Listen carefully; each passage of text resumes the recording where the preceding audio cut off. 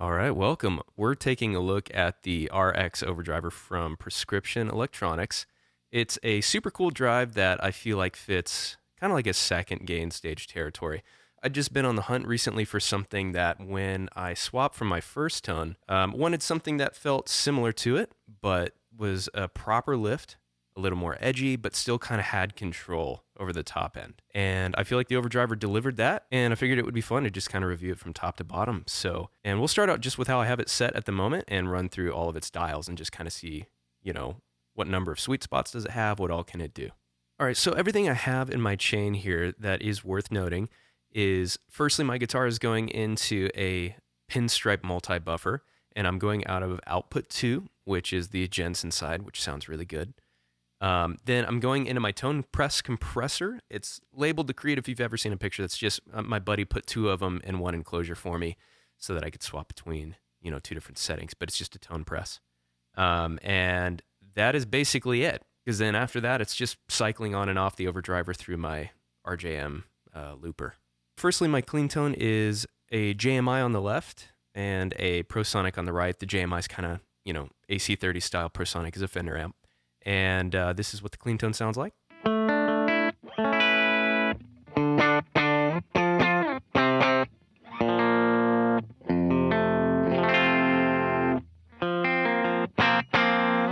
All right, and this is the RX Overdriver.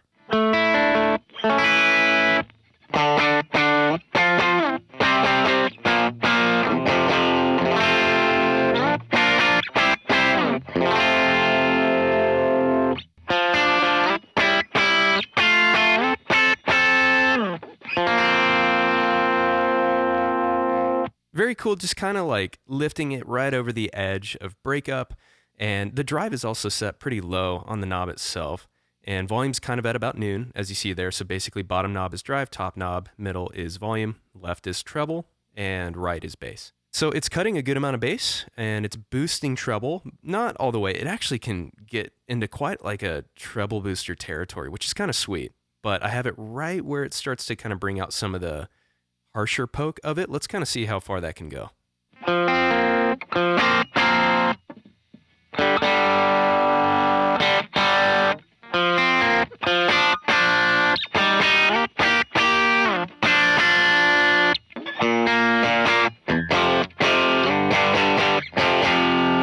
That's cool. It starts to bring out some chop, which is actually kind of nice. It definitely can err on the side of getting to be a little harsher, maybe in the high mids, but in general, it still feels decent, at least for these amps being dialed, a bit warmer.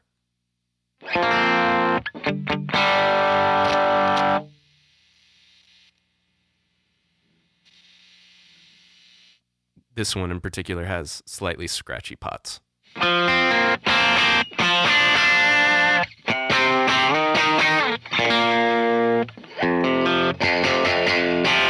That's that kind of treble booster territory I was talking about. It's kind of sweet. I'm not going to use it there, but it's cool it has that much on tap, and it's not even maxed out. Let's just see what maxed out sounds like.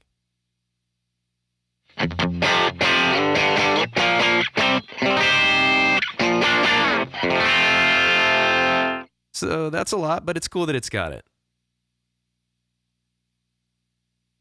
And then, of course, we can kind of bring it down pretty far and warm it up a lot.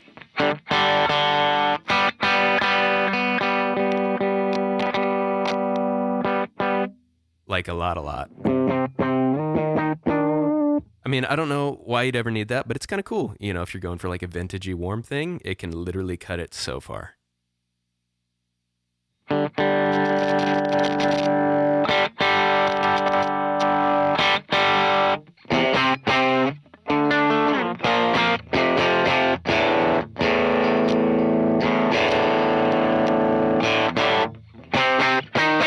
So that's feeling like a cool balance for me.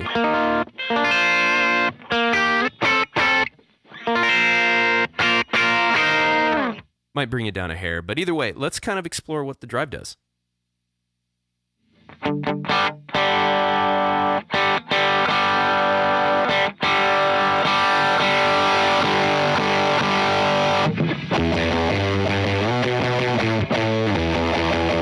I mean, it turns into a fuzz. It's kind of sweet.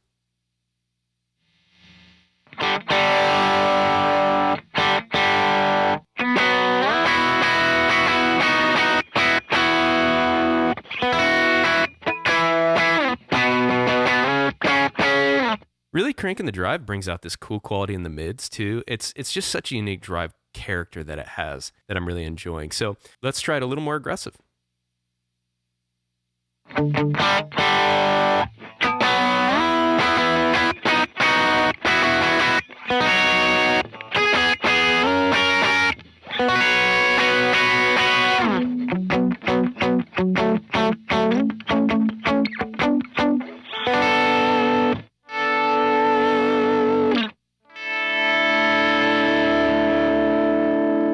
I like swelling in with drives like that. You kind of hear how the actual drive texture, the grit, and all of that just blooms into the amp breakup as well. Super cool. So sweet, let's bring the drive back down. We'll kind of push volume and see how wild that gets.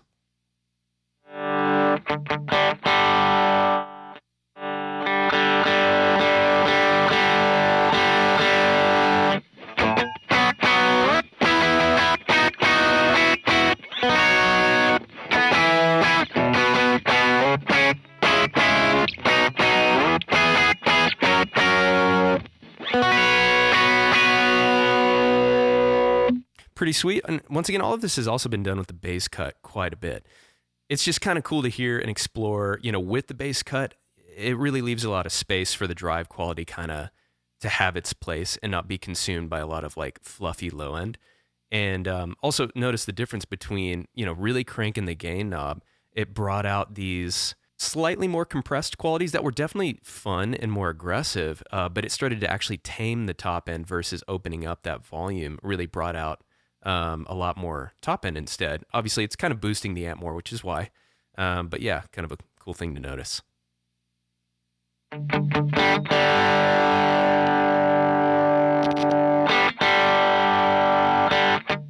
Well, let's see what the bass knob does.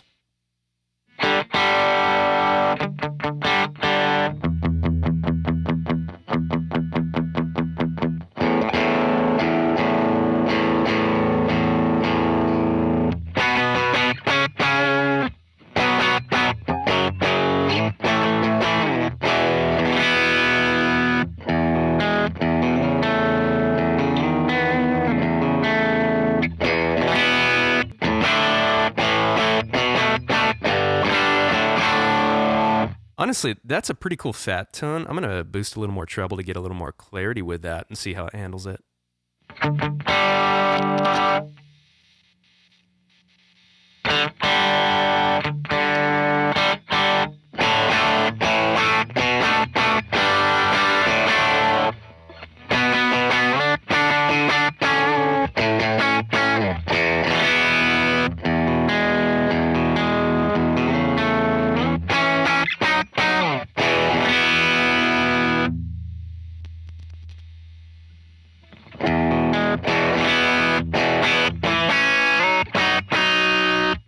Even just that little difference in bringing down the treble, actually, though it warmed up the tone a lot, but it kind of left more room for the kind of grit to be the sort of apparent top end element, if that makes sense.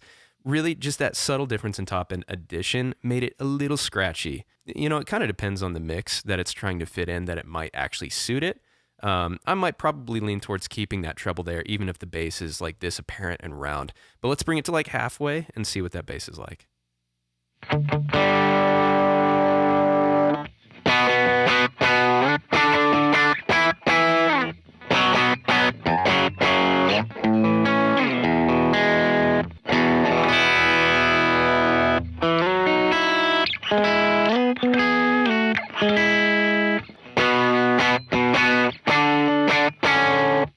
Even though my starting settings were a bit different, mostly just in the bass, this is actually feeling a little bit more like my clean tone, just kind of exaggerated, which is usually kind of, I know what I like to go for.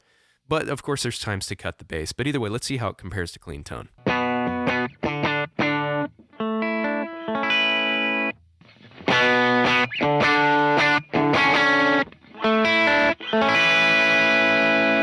It's definitely boosting that top end, so I wouldn't say it's exactly similar to my clean tone, but it's close. And it's kind of, the way it's pushing the treble is actually really inspiring. And I think it's very helpful for, rhythm stuff as well, to kind of have some more of those cutting qualities that aren't out of control.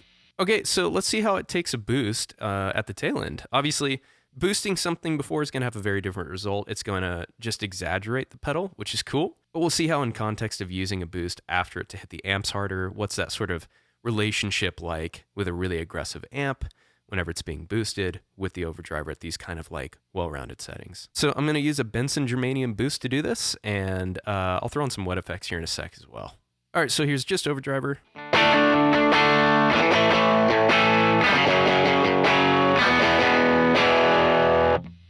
And then with Germanium.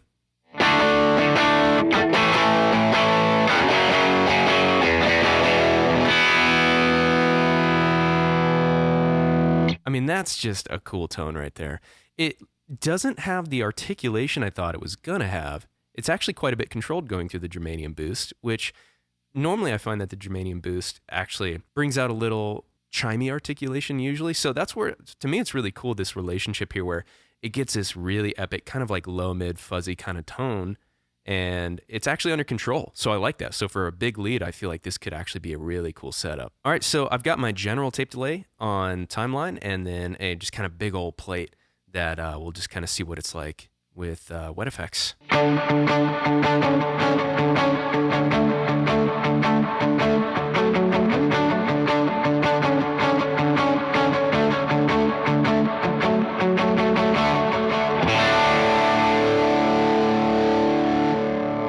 I mean, right away, I'm really loving the way that it kind of compresses with the amps. It nudges aside the wet effects, and so they kind of pulse a little bit. It's really cool sounding.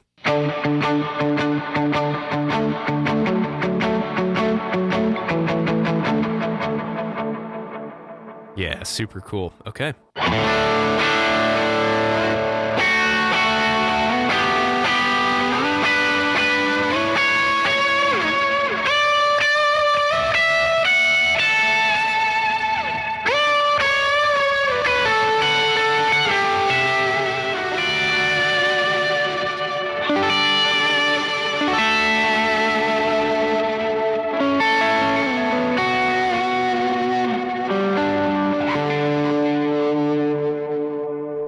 Pretty sweet. Even whenever you go into like a big old lead way up high and everything, the way that it doesn't poke in a annoying way or a harsh, scratchy way. It's plenty bright, but it stays kind of rounded, and that's what I love about the Overdriver. So with this boost still on, let's just give it a couple of swells with some big old reverb. I'm just going to use my bright cloud and do a couple of swells and just kind of see how it interacts with all of that.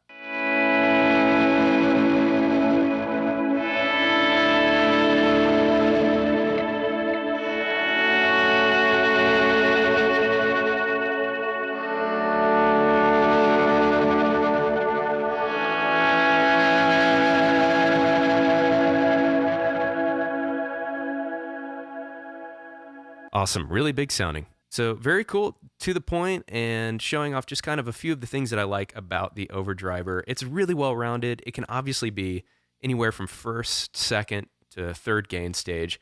And if you just throw like one single boost behind it, you know, you've got a lot of flexibility, you've got a lot of power.